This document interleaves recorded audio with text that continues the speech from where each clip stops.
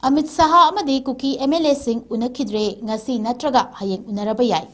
State asida thamliba President rule asi chahi ama fazilakadaba numit kharani ta ngaishilakpa asina anova luchingba ama khanuna popular government semenabagi matam loigedaba yamshilaktabadagi manipur da lengak semagi matangda Home Minister Amit Shah Amadi Kuki MLA Singh ngasi Guwahati da wari sananaba thorang toromba adu Unnakhidry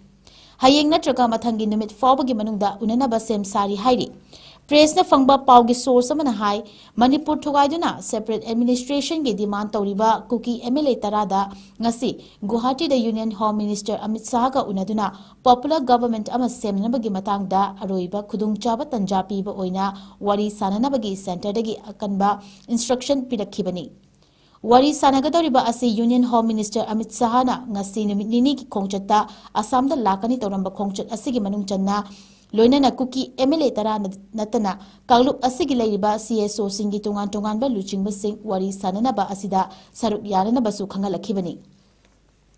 Adubu ngasi Home Minister Amit Shah na Guwahati da lakani haina thorang toramba adu Hayeng January 28 da hoduna numit nini gi khongchata Guwahati da laklagani haina nauna schedule pirakhibani Home Minister Amit Shah gi numit nini gi khongchata sigi manung channa Kuki MLA taraga unanaba amu hana thorang tawkhre hairi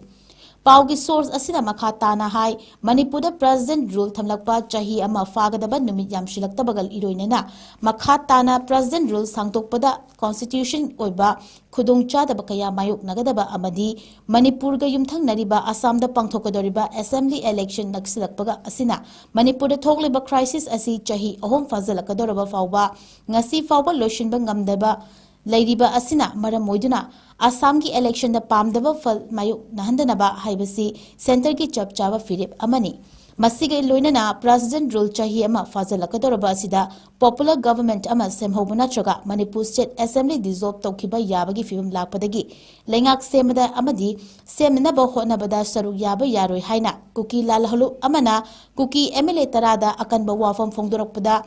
MLA sing amata oina punsinduna popular government ama sembagi matangai fadaba lai haibasi center gi mafamda chap chana thazaba lai hairi